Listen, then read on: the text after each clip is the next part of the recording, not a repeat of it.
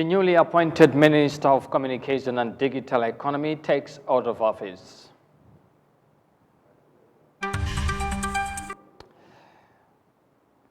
Nigeria's government plans to remove fuel subsidy due to its high effects on the country's economy. And the Ugandan government imposes new levy on digital firms operating in the East African country. Well, this and more coming ahead on The World Today.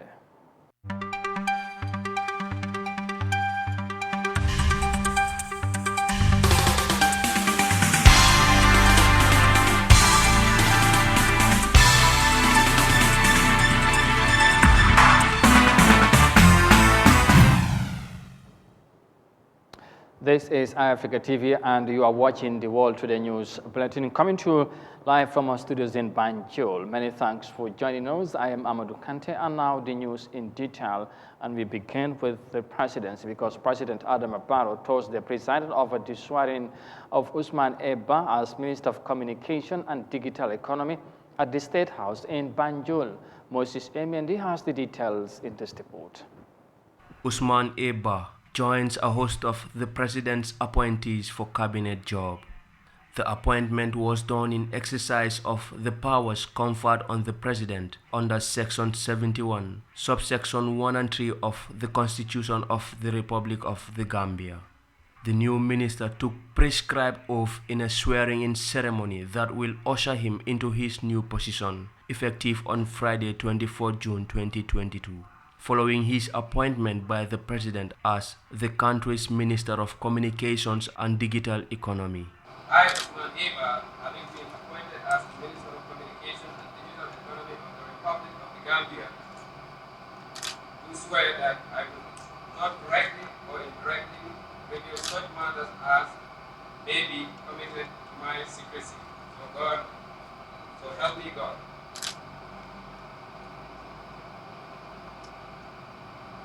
Out of the execution of the office of the Minister of Communications and Digital Economy, I, Usman Eba, do swear that I will execute the functions of the office of the Minister of Communication and Digital Economy of the Republic of the Gambia without fear or favor, affection or ill will, according to the Constitution or the laws of the Gambia. So, help me God.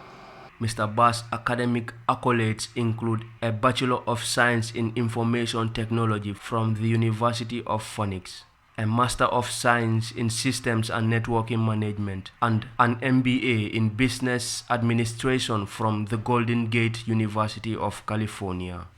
He has over 20 years of corporate work experience at the executive level in telecommunications and fintech industries under his belt, and was also a division executive leader of Heartland Payment Systems, managing director of Pure Energies, and vice president of Bank of America Small Business. Until his appointment, Mr. Ba served as the Chief Executive Officer of the Indian Institute of Hardware Technology, Gambia Limited. Moses Mendy, Eyeafrica News. Congratulations to the new minister as he begins work to serve the Gambian people. Now moving on, despite the prevailing adverse effects of the global economy, Ghana's GDP has grown to more than 3% in the first quarter of 2022, according to the country's Statistical Service. The West African nation's economy is, however, feeling the pinch of the Ukraine crisis, which has triggered inflation in many countries around the world.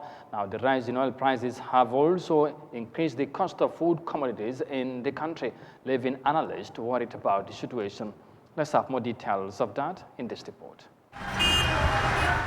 Ghana's Statistical Service says GDP grew by 3.3% in the first quarter of this year, with strong contributions from the services and agriculture sectors.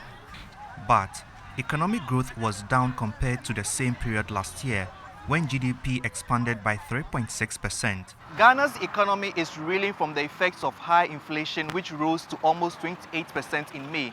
That means the prices of everything from food to fuel have shot up. Analysts say supply chain disruptions caused by the Russia-Ukraine conflict have also slowed down Ghana's economy significantly. Since it's a supply base, issue. What do we do to produce our own fertilizers? What do we do to produce our own wheat so we can then get the flour that we need? What do we do so we can manufacture our own iron rods rather than import them from Ukraine and all that? So I think that it should serve as a basis for us to begin to look at what we can produce. The hike in fuel prices has also pushed up the cost of living in Ghana. Ghana produces more than 170,000 barrels of crude oil a day, but most of it is exported due to lack of refinement facilities. For oil, which is key, there should be new conversations about how the contracts that we have looks like and how we can see the areas or aspects of it that can be modified so that our dependence on the importation of it will be substituted with the domestic production.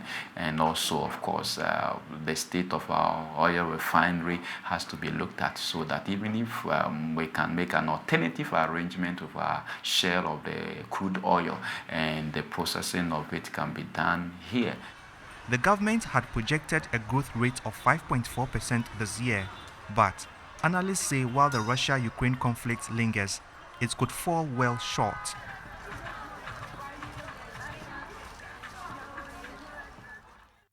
And that report is coming from the Ghanaian capital, Accra. Next to neighboring country Nigeria, where the recent fuel scarcity in the country continued to impact the lives and livelihood of Nigerians, especially in the business sector. Now, the government has been spending a substantial amount of money to subsidize fuel prices to help citizens afford its cost. But this may not continue for a long time as the government intends to remove fuel subsidies by the end of the year. Now, as Nigerians go to the poll in 2023, some analysts observed that removing the subsidies could trigger a political retaliation. Here's more details of that in this report. Without these generators, Paul Udoeka's business would have grounded to a halt as he relies more on them to power his office. But he says with the recent petrol scarcity, it's been very tough keeping the generators running. We are running generator from morning to about close of work. And if we look at the cost we spend daily in terms of the fuel that we buy to run the office, we're talking about between an average between 5,000 and 10,000 naira. And if you multiply it by 30 for 30 working days, definitely the cost, is huge. But Udoeka could have been spending far more than he currently spends for a litre of petrol if there was no subsidy on the product. The government currently spends an estimated $1.45 as subsidy on a litre of petrol, which is more than 3 times what the product is sold for at filling stations.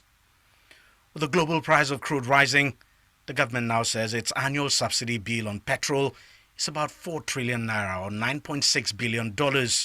Despite the huge cost, the government says it will retain the subsidy until next year, when it hopes some of the country's refineries will become operational. Because Mr. President is a very human president and is concerned for the plight of our people, especially the less privileged, he believes that the impact that removal of subsidy will have on the vulnerable, poor and vulnerable Nigerians should be mitigated.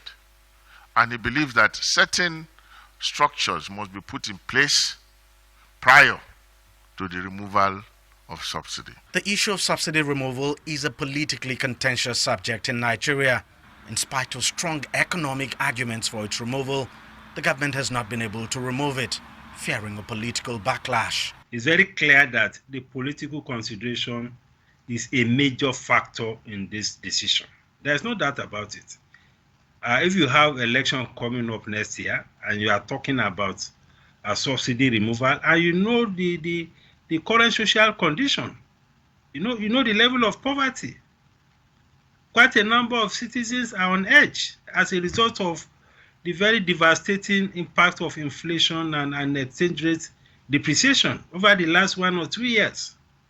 So any little trigger, apart from creating all sorts of social disruptions, is going to have a very significant political implication in terms of political cost. With the ballooning subsidy bill, the government will surely struggle to carry on with things as they are until next year, when it plans to remove it completely. People like Udweka are already preparing their mind for the inevitability. If they are going to remove the subsidy, that means they need to balance it. They need to look at our own end too as well. That we, the business people, we, the Nigerians, how are we going to be able to manage the situation? For now, the government is soldiering on with the subsidy, but it remains to be seen whether it will be able to carry the burden until next year. You are watching the World Today News Bulletin on Eyeafrica TV, live from our studios in Banjul. And from the reporter from the Federal Republic of Nigeria, we now take a break and come back shortly. Stay with us.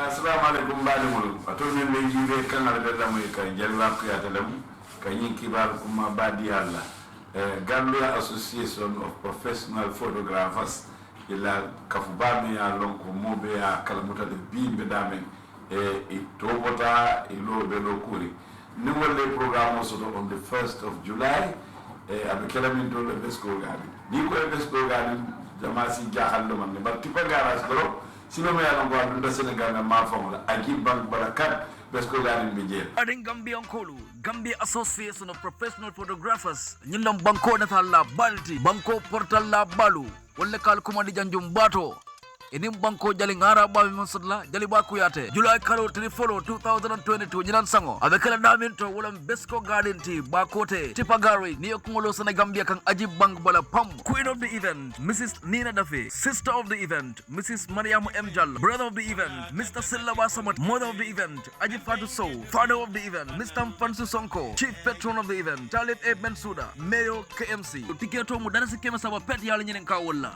free photo shoot la kala ji wa faalu ngene lan photo shoot free si mim rew li de man ko soga dega li musu ko toxas mo nopa bi programme bo xamantene free photo shoot way jeg ñi genn ci len xalé yi genn ci len jappalé Gambia Association of Professional Photographers fallo itaga muna fatenti jelba kuyate anin photo shoot free oto wodo man takele bencha handi ha ndata sona moyen danyindulanto. Advance tickets $300, gate $350. Advance tickets also sanno daminal wala mu photo study Westfield and in Techno Photo Lab, wani Angel Photo Lab Bamboo, Foroya newspaper. Nemela pa kuma sonu nanyang kwoto alsi nyo nomol kumandi 2297-079 310-7515 wala 920-4138 6689-195 Baningolu Banko Natal La Balu wala yal kumandi bengoto ending Banko Wellingara ba jali ba kuyate July karo follow 2022 akara fo moko.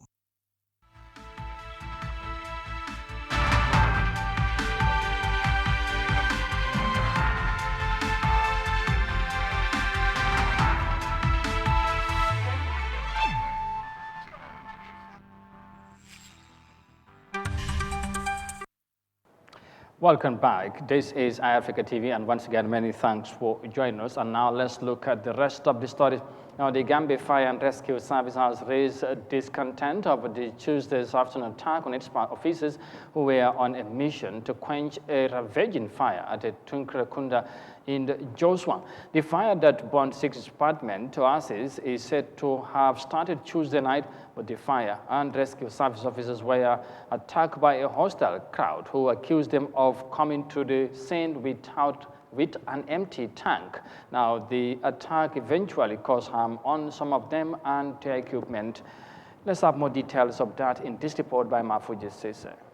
On Tuesday afternoon, the Gambia Fire and Rescue Services were called to respond to a fire emergency at Joswang, but upon their arrival, they were greeted by an angry mob of men and women who were armed with stones. They break some parts of the tank trucks and wounding some officers. In their reaction, spokesperson of the Gambia Fire and Rescue Services, Pate Jiba, stressed their condemnation of the act of the Joswankers. Because there has been time without numbers that our firefighters have received some kind of hostile situations while serving the need of the general public. That is to say, bullying the firemen and women, and at the same time, destroying the fire appliance that is not meant to be destroyed because these are precious materials. For your information, yesterday at around 12:30, the Gambia Fire Rescue Services received a telephone call from Joswang, and the telephone call was a fire call. Immediately on receipt of the telephone call, the fire engine and its men departed towards the scene of fire. On arrival, around 12:40, they found a hostile crowd, and the crowd decided that they should bully the firefighter by stoning at them and then destroying the fire engine. As a result, it caused some injuries to our firemen and a damage to the appliance, which will be shown later during the episodes. We from the fire department, on behalf of the chief fire officer and the entire management and staff of the fire department, would like to seize this opportunity to kindly condemn this act or the repetition of this form of behavior, because it is not telling well about our country. We are a peace-loving nation, and we are a nation that is called friendly and smiling faces. Fire engines that come to the Gambia are a sole donation from our Avon counterparts. And it will be very disheartening and sad from their end to understand that the donated materials to the Gambia, free of charge, are being vandalized by Gambians themselves, just in the interest of some few personalities. Piero Jiba emphasized the significance of his institution in the society, saying that with the increased rise of such incidents, the risk of firefighting within the society will be high, and that can create room for loss of life due to fire outbreaks. Kanifing Municipal Council Deputy Mayor Binta Jane Jallo also condemned the actions of the Joswankers, emphasizing the importance and risk role of fire rescue officers. She implored on local authorities to engage members of their communities to avoid a replica of such incidents. What had happened yesterday is not a very good sign from the community. What they did is wrong, because the fire service are here to save the life of this municipality and to protect our properties. They are not our enemies. They are here to guide us. If at all they call fire services and they are late to respond, they must know why before they respond, or they should leave them to do their duties. Then after, they come together and address issues. But for the community to come out and stoning the vehicle, which is not, it doesn't tell well. As the municipality, we have to come together to make sure to move the municipality forward. The councillor of Joswang Ward, Habib Sise, also expressed dismay over the action of his ward members and extended apologies for their actions. He said he now wishes to engage stakeholders for more sensitization as a form of redress. We are regrettable and shameful, because the children or the youths who did such a vandalism, they came from the families. We are the parents of them. So at the moment here, I would say we are in a full same of motion, because the thing which happened is very serious, even dangerous too. Fire service, they are our friends, our brothers, and they are there to save us.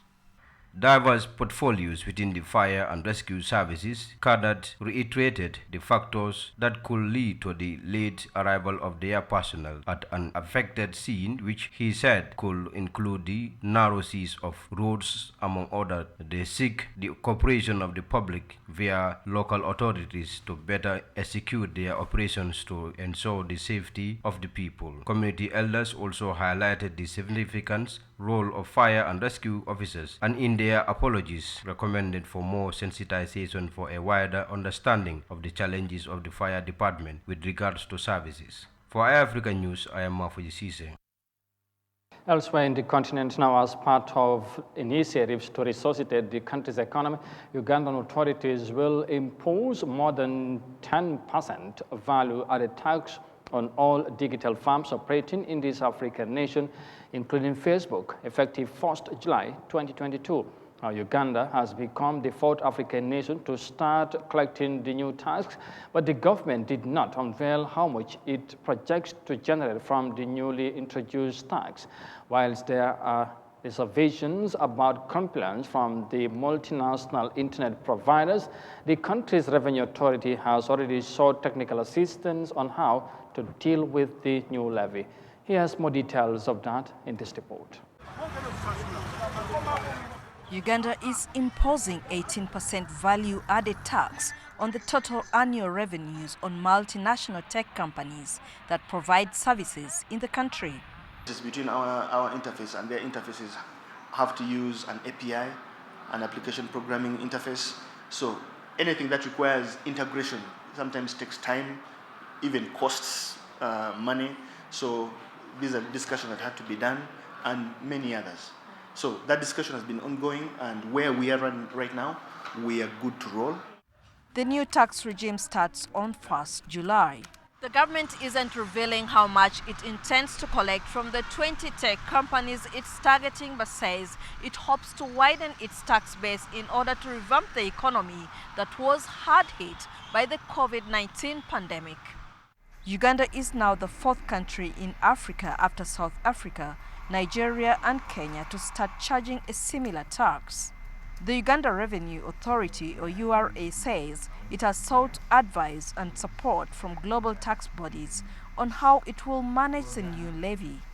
The discussions have evolved, and the guidance has been provided in law that those companies, because they are non-resident here, they can always appoint a tax representative in this country. That person actually takes liability and obligation for the filing and remittances of tax on behalf of the other company. But there are questions of compliance from the multinational internet providers. Will they be able to enforce in case someone cuts the corners? And remember, we are working with international companies that have a lot of experience in making sure they pay the least tax as possible. URA says there is a lot of trust and free will from the multinationals, and all gaps have been taken care of by the law. A penalty of 2% per month could be charged for non-compliance. Uganda's revenue collection target for this financial year has been raised to $7 million from $6 million last year. The country's public debt has also gone up to $20 billion from $19 billion last year, and the government wants to close this gap. And from the report there, in Uganda, Kampala, we eventually bring this news edition to an end. But for more details on this and other stories, as always, as ever, you can visit on our website on Eyeafrica.tv. But for now, many thanks for the pleasure of your company. Thanks for watching, stay safe, and to have a pleasant evening. Bye for now.